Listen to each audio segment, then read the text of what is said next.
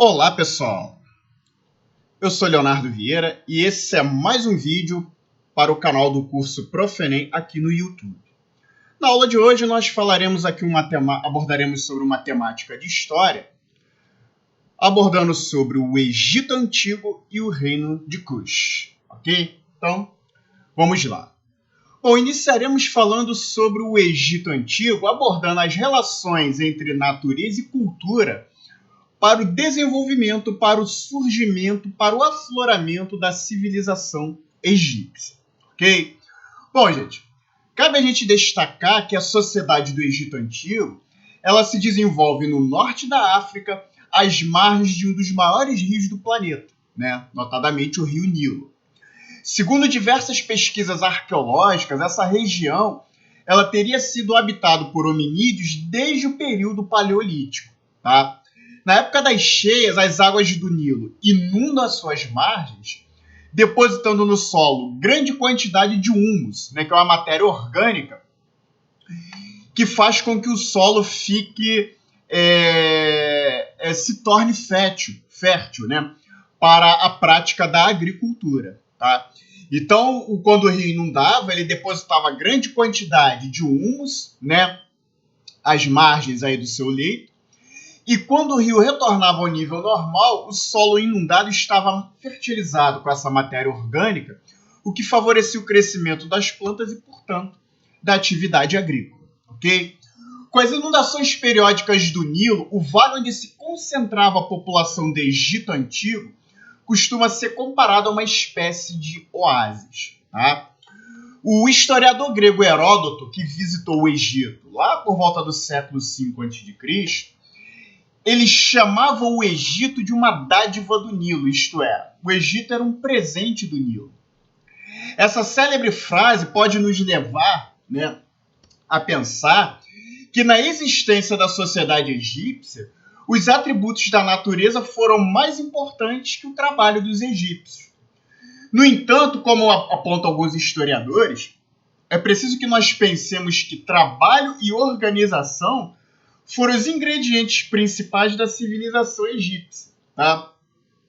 O rio em si, ao mesmo tempo em que fertilizava, ele também inundava.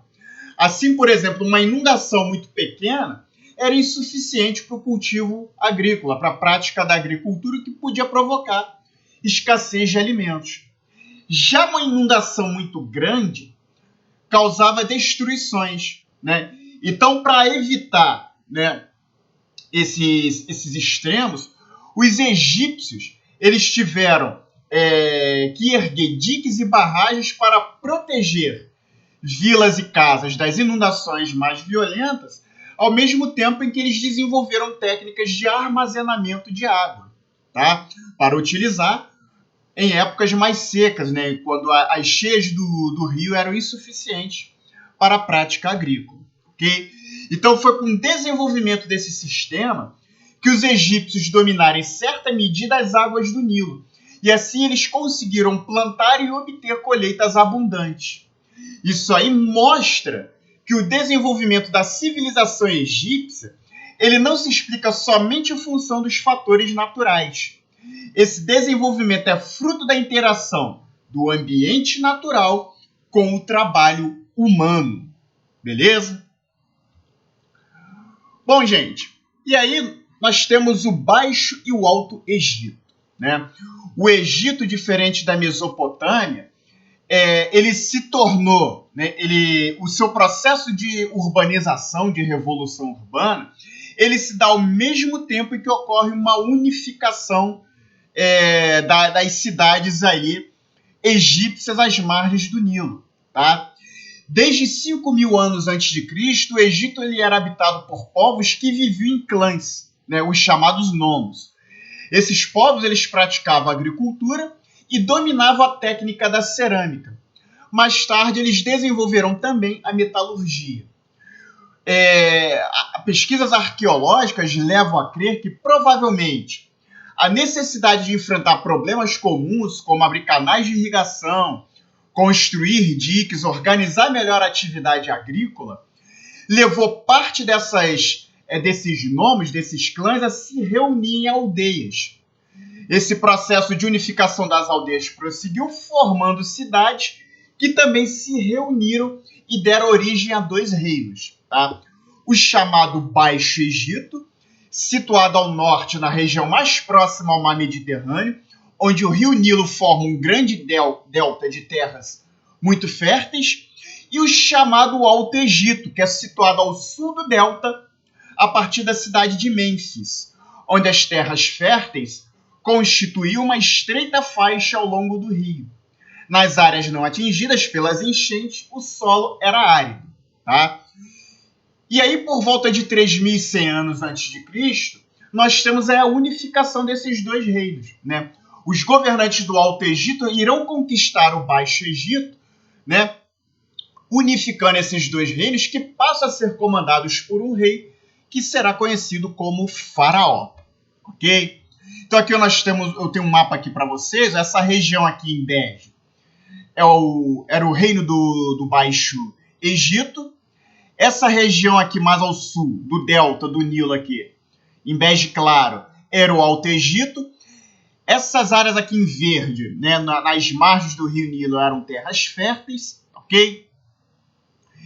E aí, a partir de 3.100 anos antes de Cristo, nós teremos a unificação desses dois reinos aqui, formando aí o reino do Egito, beleza? Bom, gente, o período dinástico, né? Vamos entender aqui alguns períodos aqui da história egípcia, né? Que vai se dar aí a partir da unificação dos reinos do Alto Egito e do Baixo Egito, né? No decorrer de mais de 3.000 anos de história registrada, cerca de 3.100 a.C. até o ano de 30 a.C., o Egito ele alternará períodos de centralização e descentralização do poder político, atravessando períodos de prosperidade, fases de crise econômica, guerras internas e invasões. Os egiptólogos eles costumam dividir a história do Egito Antigo em diversos períodos, chamando os três principais de Antigo Império, Médio Império e Novo Império. Tá?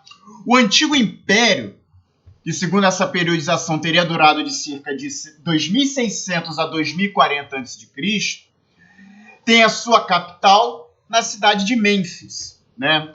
Nesse período houve forte centralização política com os faraós e a montagem de uma eficiente estrutura administrativa. Nesse período é que foram construídas grandes pirâmides, com destaque para as dos faraós Kelps, Kefren e Miquerinos. Tá? Por volta de 2150 até 2040 a.C., os faraós perderam o poder para os governantes das províncias. O final desse período foi marcado pela descentralização do poder, distúrbios sociais e instabilidade política. Tá? Bom, o período do Médio Império, que teria durado aí cerca de 2040 a 1150 a.C., se caracteriza pelo fato de que os representantes da nobreza da cidade de Tebas conseguiram reprimir as revoltas locais dos governantes das províncias e nesse inteirinho os faraós recuperam e centralizam o poder. Esse período se caracteriza pela estabilidade política e prosperidade econômica. Por volta de 1750 a.C., a região norte do país será invadida pelos Hicsos, que era um povo de origem asiática, que irão se estabelecer na cidade de Ávares, né, tornando aí a sua capital. Os Hicsos eles detinham tecnologia militar superior dos egípcios. Utilizavam o cavalo em carros de combate e armas de bronze.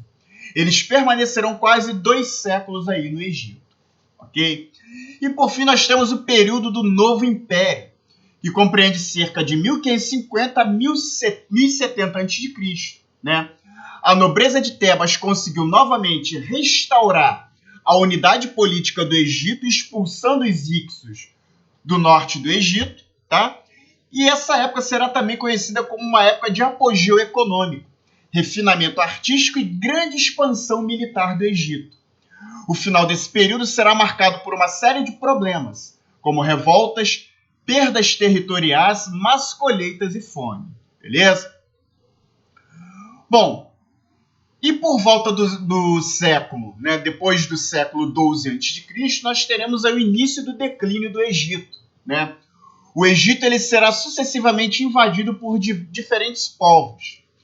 Os historiadores indicam, por exemplo, que em 713 a.C., o Egito foi unido ao reino de Kush, ao sul, né, da segunda catarata do Nilo, que nós veremos a seguir.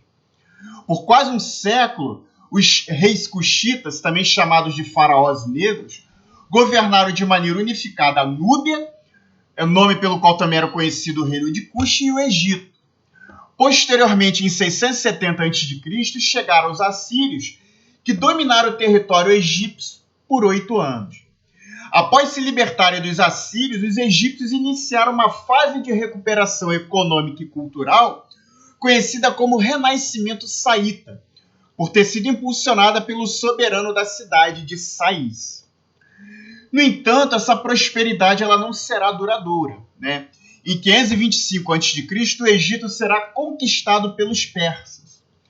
Quase 2 séculos depois, será a vez dos macedônios, comandados por Alexandre Magno, que derrotarão os persas. E, finalmente, em 30 a.C., o Egito será dominado pelos romanos, encerrando aí a civilização egípcia da maneira como era conhecida até então. Ok? Bom, falaremos um pouquinho agora sobre a sociedade egípcia. Né? A sociedade egípcia ela era formada por diferentes estratos sociais, né? Ou seja, camadas sociais sobrepostas, fixas e de caráter hereditário. Ou seja, na sociedade egípcia não havia mobilidade social.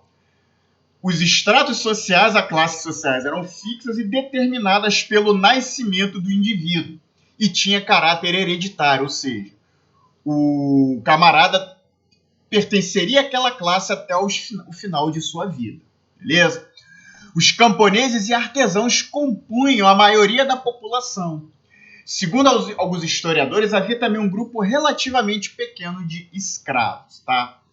Então vamos lá, vamos conhecer um pouquinho a fundo o funcionamento dessa sociedade. Né? Bom, no topo dessa sociedade estava aí a figura do faraó. Né? O faraó era o rei supremo do Egito, considerado basicamente um deus vivo, responsável pela proteção e prosperidade de seu povo. Essa crença na condição divina do rei sofreu, no entanto, variações ao longo da história egípcia, ora sendo reforçada, ora enfraquecida. Então, gente, diferente na Mesopotâmia, em que os reis eles eram considerados como os representantes do Deus na terra, no Egito, o faraó era considerado o próprio Deus encarnado. Né? Segundo a mitologia egípcia, o faraó era a reencarnação do deus Horus, filho de Osíris, dos deuses Osíris e Ísis. Okay? Então, de um modo geral, o faraó ele detinha a autoridade religiosa, né, na qualidade de Deus encarnado, e também concentrava a autoridade administrativa, judicial e militar do Egito. Ele podia ter diversas esposas legítimas e um grande número de concubinas. Possuía a maior parte das terras do Egito e, ajudado por funcionários do governo e sacerdotes, ele exercia considerável controle sobre as atividades econômicas. Okay? Então, embora a maioria dos faraós egípcios fosse do sexo masculino, também houve casos de mulheres faraós. Tá? Entre essas mulheres podemos citar Cleópatra, né, mais famosa aí, né, que governou o Egito entre 51 e 30 a.C., e Hatshepsut, que reinou durante o século XV a.C. por aproximadamente 2 décadas. Ok? Bom, abaixo do faraó, né, a classe também privilegiada, mais privilegiada, eram dos nobres, sacerdotes e escribas, né? Formando aí uma poderosa elite aí no Egito Antigo. Faziam parte dessa elite aqueles que assumiam os cargos hereditários de administradores das províncias e de comandantes militares nos principais postos do exército. Entre a nobreza egípcia distinguia-se a figura do Tijate, termo geralmente traduzido por vizir. Né? O Tijate era o chefe da administração e da justiça. Era uma espécie de primeiro-ministro encarregado de executar aí a vontade do faraó, né?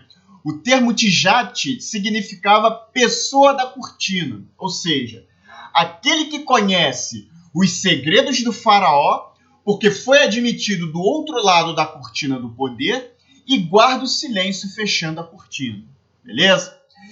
E nesse extrato social também havia os sacerdotes que presidiam as cerimônias religiosas e administravam o patrimônio dos templos, desfrutando da riqueza proveniente aí das oferendas feitas pelo povo. E por fim, né, nós damos destaque aos escribas, né? Os escribas eram funcionários do governo que conheciam a escrita egípcia e tinham diferentes graus de prestígio e poder. Uma de suas funções era visitar as províncias e os campos para cobrar tributos e fiscalizar os serviços de construção de canais, diques, estradas, templos e pirâmides. Ok? Bom, logo abaixo dessa classe privilegiada, nós temos aí os camponeses, né? Os camponeses e artesãos que formavam aí a maioria da sociedade, aí dessa sociedade egípcia, tá? Os camponeses, que também eram chamados de felás, realizavam diversos tipos de trabalho, né? Na agricultura, os principais produtos cultivados por eles eram o trigo, usado para fazer pão, a cevada, usada para fazer cerveja, e o linho para a confecção de tecidos.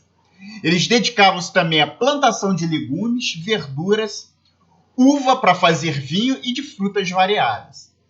Além disso, eles criavam também animais como bois, asnos, carneiros, cabras, porcos, gansos, patos e, posteriormente, né, principalmente após a invasão dos Hicsos, a criação de cavalos. Contudo, para a maioria da população, a carne era um alimento de luxo, e os mais pobres só consumiam em ocasiões especiais. Okay? As atividades agropastoris eram complementadas pela pesca, que podia se realizar no Rio Nilo, nos pântanos e nos canais, bem como pela caça. Tá? Os camponeses viviam em aldeias e eram obrigados a entregar parte da colheita do rebanho como tributo aos moradores do palácio do faraó e aos sacerdotes dos templos.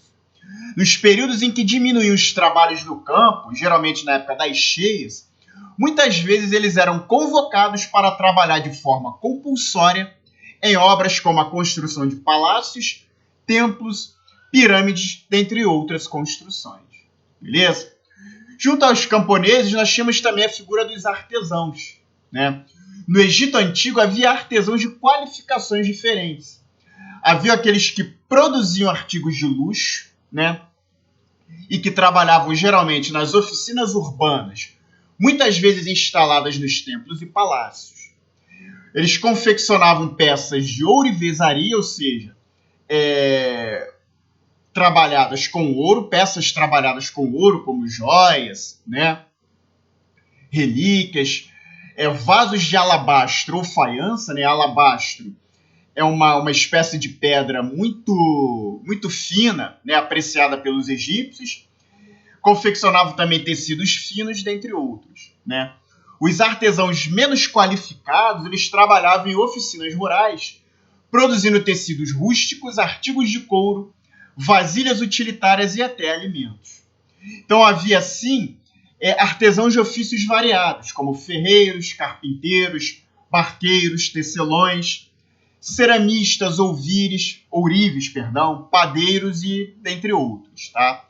Alguns artesãos se especializavam em trabalhos ligados ao sepultamento dos mortos. Eram os embalsadores e os decoradores de túmulos, né? Que geralmente eram pintores, escultores, metalúrgicos e por aí vai. Ok? E por fim, né, abaixo ainda dos camponeses e artesãos, nós temos uma população escrava, né? Os escravos, eles formavam um grupo social numericamente muito pequeno diante do conjunto da população. Esse grupo era constituído em sua origem principalmente de prisioneiros de guerra. Eles trabalhavam em serviços variados, em casas, nas pedreiras, nas minas, nos campos, tá? As condições de vida desses escravos, elas variavam de acordo com o tipo de atividade que eles exerciam. Há indícios de que os escravos domésticos viviam melhor do que, por exemplo, os escravos das minas e das pedreiras, né? O escravo egípcio era considerado pessoa e não mercadoria desprovida de personalidade, né? É o que vai diferir principalmente a escravidão que era praticada, que será praticada em Grécia e Roma, que nós veremos aí em aulas futuras aqui no canal, beleza? O escravo ele podia adquirir propriedades, testemunhar em tribunais, tá? O seu testemunho em tribunais tinha validade e ainda podia se casar com pessoas livres. Então, e talvez em razão dessas características, alguns egiptólogos, né, alguns historiadores que estudam a sociedade egípcia, considerem que não havia escravidão no Egito Antigo no sentido clássico aí do termo, né? Ou seja, o do escravo como mercadoria, né, desprovido aí de personalidade, ok? Bom, agora falaremos um pouquinho sobre a cultura egípcia, né? A religião era um aspecto muito importante da vida no Egito Antigo, tanto que teve profunda influência nas atividades culturais desenvolvidas pelos egípcios, sobretudo nas artes. Isso não impediu, porém, que os sábios egípcios desenvolvessem vários conhecimentos científicos, tá? Então vamos começar aqui por compreender a religião egípcia, né? Bom, a religião egípcia ela era politeísta, né? Assim como seus contemporâneos da Mesopotâmia, ou seja, eles adoravam diversos deuses que simbolizavam forças e fenômenos da natureza. Em geral, essas divindades eram representadas com a forma de um animal ou mesclando a forma animal com a humana. Cada cidade costumava ter um deus principal, para o qual se erguia um templo. No Antigo Império, o deus Amon-Ra, que era o deus Sol, era cultuado em todo o Egito. Entre a população, era grande a devoção por divindades como Osíris, que era o deus da vegetação, das forças da natureza e dos mortos, e Ísis, que era esposa e irmã de Osíris. E Horus, que era o deus do céu e filho de Ísis e Osíris, né, que era aí, encarnado pelo faraó egípcio. Okay? Então, para os antigos egípcios, crer nos deuses significava cultuá-los, ou seja, prestar-lhes homenagens oferecendo-lhes tributos.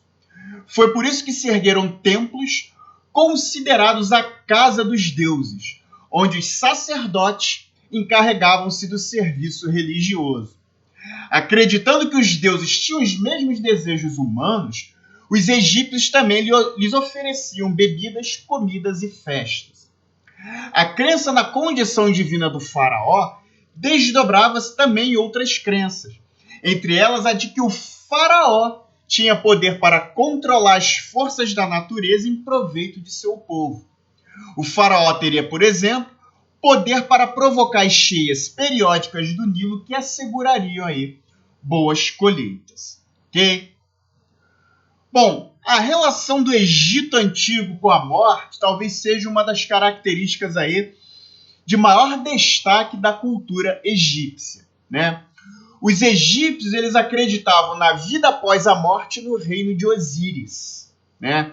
Eles imaginavam que os mortos seriam julgados por esse deus e poderiam retornar ao mundo dos vivos se fossem absolvidos. No entanto, os seus corpos precisariam ser conservados. Então, eles desenvolveram, a partir desse princípio, dessa concepção, que eles desenvolverão a técnica da mumificação, ou seja, a técnica que permite a conservação, a preservação do corpo humano, protegendo-o do processo natural da decomposição. Ok? Havia diferentes tipos de mumificação, desde os mais simples e baratos até os mais caros e luxuosos, né? A população, né, que ocupava, né, as camadas mais baixas da sociedade egípcia, não tendo como arcar com os processos mais caros e luxuosos de mumificação, geralmente optavam pelos processos mais simples e baratos aí de mumificação. Beleza?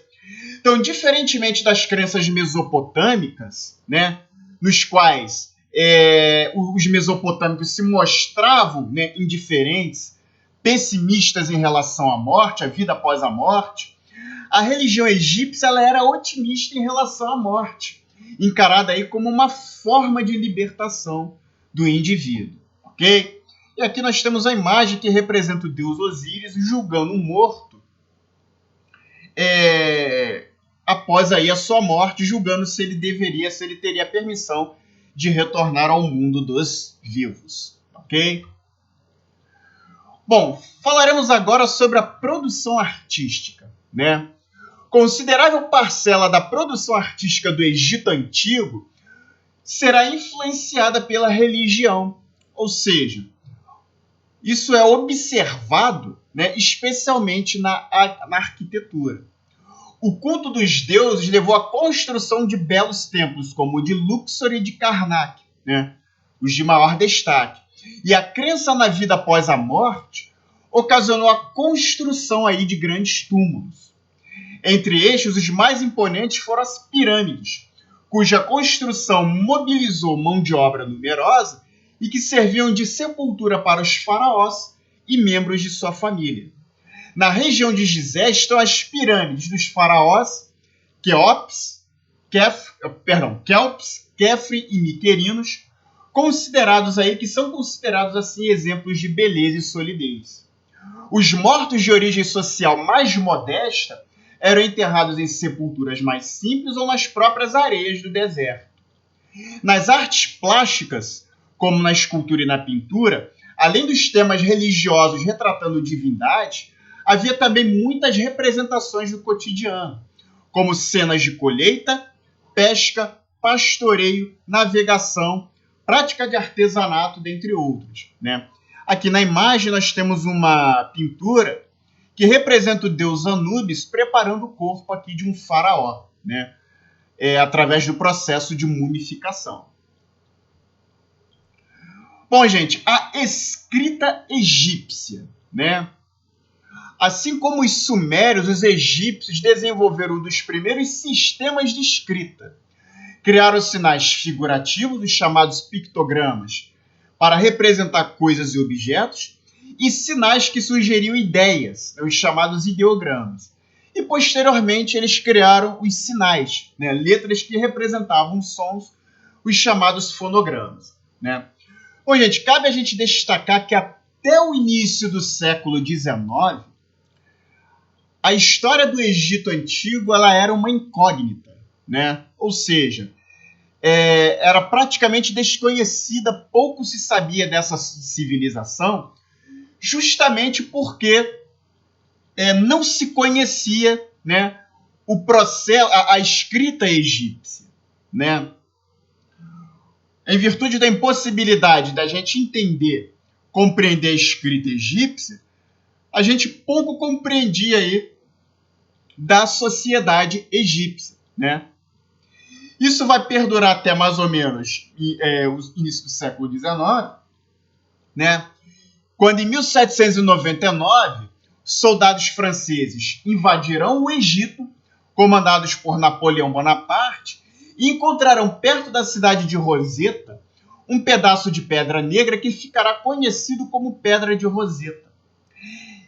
Esse achado, né, será fundamental para se decifrar a escrita egípcia e a partir daí nós construirmos, né, nós conhecermos aí o funcionamento da civilização egípcia. E por que essa Pedra de Roseta ela será importante? Porque nela havia 3 tipos de inscrições, né? Textos escritos em 3 sistemas de escrita diferentes. Em grego, em escrita egípcia sagrada, os chamados hieróglifos, e em escrita egípcia simplificada e mais popular, que era o chamado demótico.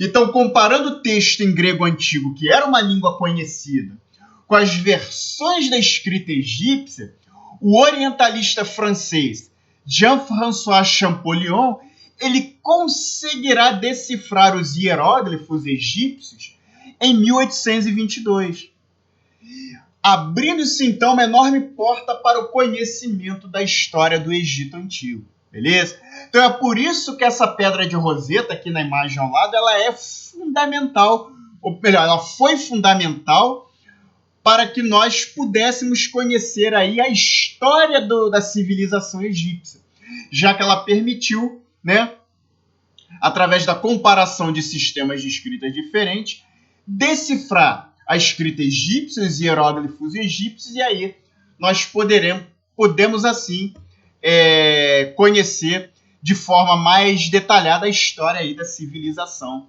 egípcia, ok? Bom, a ciência egípcia, né, também chamada de ciência aplicada, né? Os egípcios eles desenvolveram um tipo de saber voltado principalmente para a resolução de problemas práticos e concretos. Esses conhecimentos serão absorvidos e reelaborados por outros povos, como os gregos e os romanos. Então vejamos a seguir aqui alguns exemplos, né?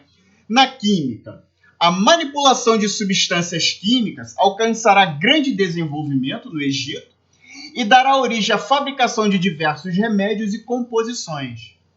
Na matemática, as transações comerciais e a administração dos bens públicos irão exigir a padronização de pesos e medidas, mediante o sistema de notação numérica e de contagem. Desenvolve-se assim a matemática, incluindo aí a álgebra e a geometria, que também serão úteis no cálculo necessário à construção de grandes obras arquitetônicas, como os templos e as pirâmides. Na astronomia, para a navegação pelo mar Mediterrâneo e as atividades agrícolas, os egípcios eles se orientavam, né, pelas estrelas. Então, a partir disso, eles fizeram mapas do céu, enumerando e agrupando as estrelas em constelações. E na medicina, a prática da mumificação contribuirá para o estudo do corpo humano. Alguns médicos acabaram se especializando em diferentes partes do corpo, como olhos, cabeça, dentes, o ventre e por aí vai, beleza? Então essas são as grandes características aí da cultura egípcia, tá? Bom, gente, agora nós vamos falar um pouquinho sobre um reino que vai se desenvolver ao sul do Egito, onde hoje está localizado o Sudão, que era grande rival do Egito nos tempos antigos, que é o reino de Kush, né? O reino de Kush ele se desenvolverá por volta dos séculos 8 e 6 a.C., na região que ficará conhecida como Núbia, né? Daí também esse reino também ser conhecido como Reino da Núbia. Para os antigos egípcios, Núbia referia-se à terra do ouro, né? Já que a região era muito rica nesse metal precioso, né? O que vai contribuir para a formação de uma grande civilização aí nessa região, ok? Então, como já dito, atualmente grande parte dessa região localiza-se no que é hoje o Sudão, tá? O reino de Kush ele tinha como capital inicialmente a cidade de Kerma. Depois a sede do governo desloca-se para Napata e posteriormente para Meroé. Ao longo da história, as relações entre o reino de Kush e o Egito foram marcadas por instabilidades, alternando-se períodos de paz e cooperação e de guerras e turbulências.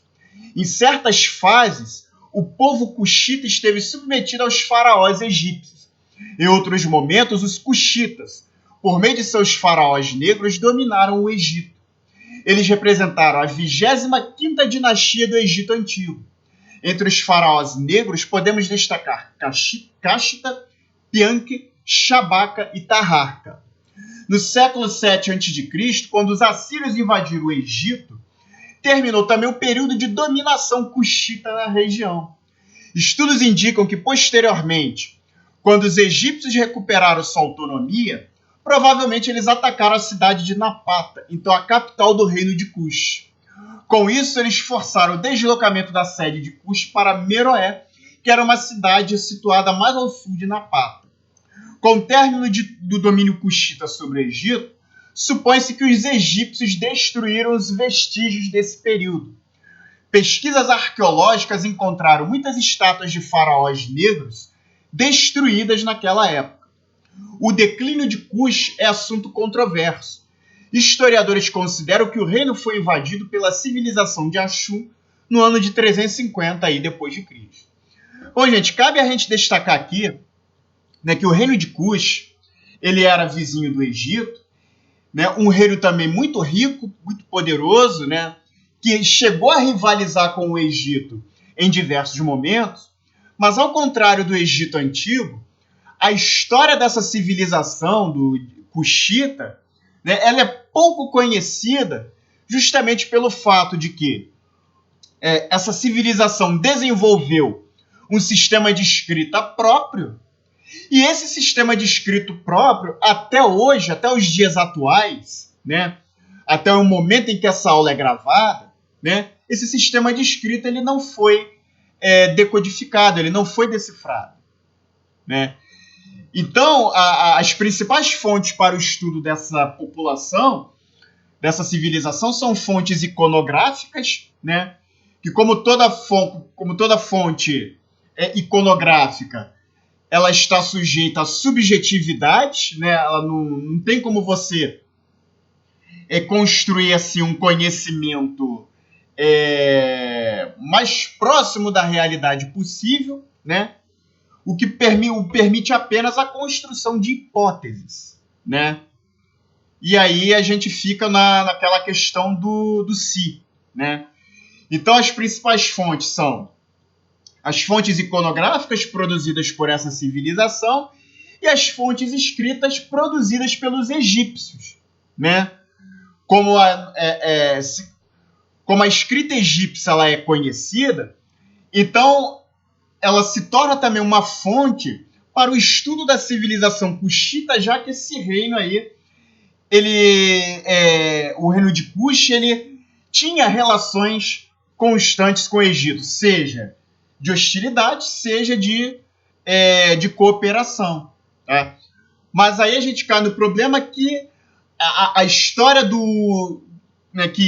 que as impressões sobre o reino de Cush produzidas pelas fontes egípcias, né, elas não são fontes neutras, né, elas expressam o ponto de vista do povo egípcio em relação aos cuxitas. Né? Então, a gente não consegue ter aí uma visão da civilização cuxita sobre si mesmo. Tá?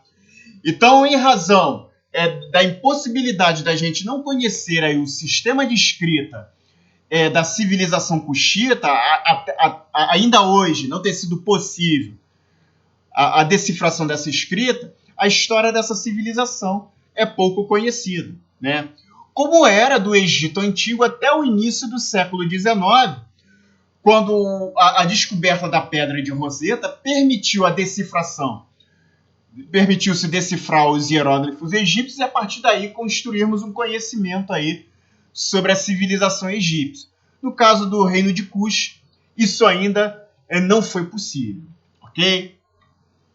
Bom, aqui eu tenho para vocês um mapa que mostra que o reino de Cush, localizado aqui ao sul do Egito, né?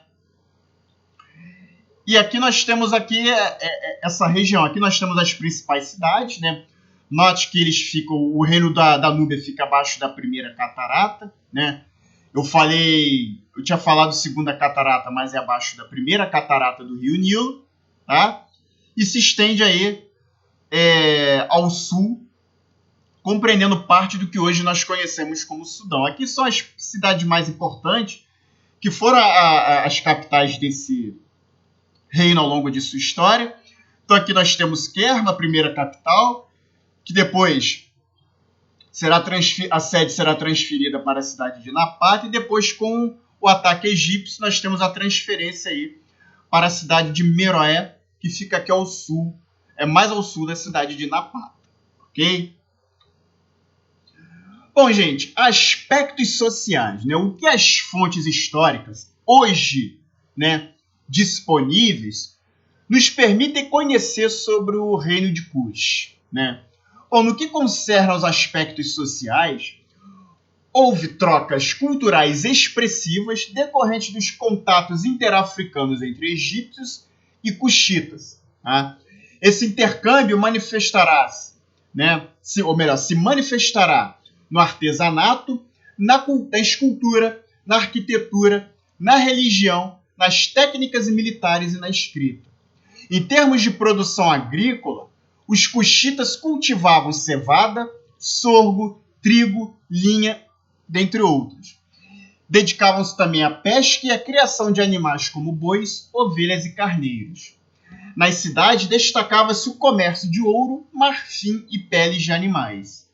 Pesquisas arqueológicas continuam revelando o acervo cultural das cidades cuxitas. Além de centros administrativos e religiosos, essas cidades eram lugares onde se desenvolvia uma série de atividades econômicas, como a fundição do ferro, a ourivesaria, a fabricação de móveis e utensílios agrícolas, a produção de armas e de instrumentos musicais, como tambores, harpas e flautas, dentre outros. Okay? É importante a gente destacar também que na Núbia, no reino de Kush, na Núbia, algumas mulheres desempenharam importantes papéis no reino de Kush. As chamadas rainhas-mães, por exemplo, ocupavam-se da administração civil, do comércio, dos exércitos, da religião e estabeleciam relações diplomáticas aí com reinos vizinhos, beleza? Então essas são algumas características aí, alguns aspectos que as fontes atuais permitem-nos, né, conhecer sobre esse reino de Kush atualmente, ok? Bom, gente, aqui nós encerramos a parte teórica dessa aula, iniciamos aí a sessão colocando em prática, no qual trago aqui um exercício para vocês, né, para a gente praticar o que aprendemos aqui na aula, tá? Então eu trago aqui para vocês uma questão do Enem de 2008, que em seu enunciado nos diz: ao visitar o Egito do seu tempo, o historiador grego Heródoto, que viveu entre 484 e 420 ou 30 a.C., interessou-se por fenômenos que lhe pareceram incomuns, como as cheias regulares do rio Nilo. A propósito do assunto, escreveu o seguinte: eu queria saber por que o Nilo sobe no começo do verão e subindo continua durante 100 dias. Por que ele se retrai e a sua corrente baixa, assim que termina esse número de dias, sendo que permanece baixo o inverno inteiro até o novo verão. Alguns gregos apresentam explicações para os fenômenos do rio Nilo. Eles afirmam que os ventos do noroeste provocam a subida do rio, ao impedir que suas águas corram para o mar. Não obstante, com certa frequência, esses ventos deixam de soprar, sem que o rio pare de subir da forma habitual. Além disso, se os ventos do noroeste produzissem efeito, os outros rios que correm na direção contrária aos ventos deveriam apresentar os mesmos efeitos que o Nilo, mesmo porque eles todos são pequenos de menor corrente. Bom, e aí, né, a questão nos pede. Nessa passagem, Heródoto critica a explicação de alguns gregos para os fenômenos do rio Nilo. De acordo com o texto, julgue as afirmativas abaixo. Afirmativa 1. Para alguns gregos, as cheias do Nilo devem-se ao fato de que suas águas são impedidas de correr para o mar pela força dos ventos do noroeste. Afirmativa 2. O argumento embasado na influência dos ventos do noroeste nas cheias do Nilo sustenta-se no fato de que quando os ventos param, o rio não sobe. Afirmativa 3. A explicação de alguns gregos para as cheias do Nilo baseava-se no fato de que o fenômeno igual ocorria com rios de menor porte que seguiam na mesma direção dos ventos. E o comando da questão abaixo nos pede: é correto apenas o que se afirma em alternativa A, 1, alternativa B, 2, alternativa C, 1 e 2, alternativa D, 1 e 3, ou alternativa E, 2 e 3. Bom, deixa eu ligar aqui o ponteiro para fazer a marcação. Bom, então vamos lá, gente. Vamos analisar afirmativa por afirmativa. A primeira afirmativa nos diz: para alguns gregos, as cheias do Nilo devem-se ao fato de que suas águas são impedidas de correr para o mar pela força dos ventos do noroeste. Bom, gente, então vamos voltar lá ao texto, né? Se você quiser parar esse vídeo, né, para tentar responder sozinho, fique à vontade, tá? Eu vou retornar lá ao texto. O texto aqui ele corrobora a alternativa, né? No qual, bem aqui, ó, o texto nos diz: eles afirmam, né, eles, os gregos, que os ventos do noroeste provocam a subida do rio, ao impedir que suas águas corram para o mar. Beleza? Então, a afirmativa 1, de acordo com o texto, né, o texto, no caso, corrobora aí a afirmativa 1. Então, portanto, essa afirmativa é verdadeira. Afirmativa 2. O argumento embasado na influência dos ventos do noroeste nas cheias do Nilo sustenta-se no fato de que, quando os ventos param, o rio Nilo não sobe. Ora, o texto, né, se a gente observar, diz justamente o contrário. Não obstante, ou seja, diferentemente, com certa frequência, esses ventos deixam de soprar, sem que o rio pare de subir da forma habitual. Então aqui, né, ele contesta essa afirmação de que os ventos do noroeste provocam a subida do rio, impedindo que suas águas corram para o mar. Okay? Então, em razão disso, a afirmativa 2 nós assinalamos como falsa. Afirmativa 3. A explicação de alguns gregos para as cheias do Nilo baseava-se no fato de que o fenômeno igual ocorria com rios de menor porte, que seguiam na mesma direção dos ventos. Ora, mais uma vez, o texto ele vai numa direção oposta. Ao criticar a afirmativa de que os ventos do noroeste provocam a subida do rio, ele fala que se os ventos do noroeste produzissem esse efeito, os outros rios que correm na direção contrária aos ventos deveriam apresentar os mesmos efeitos que o Nilo, mesmo porque todos são pequenos de menor porte.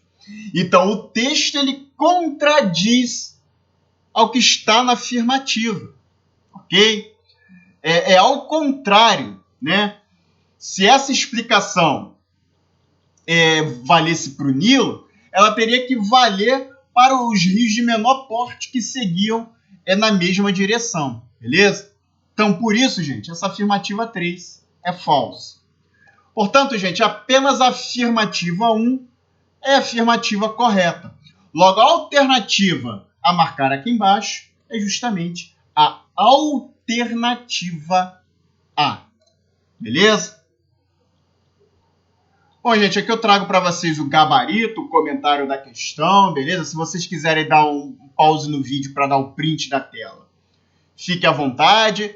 Eu também vou disponibilizar o PDF dessa aula no link aqui na descrição do vídeo abaixo, beleza?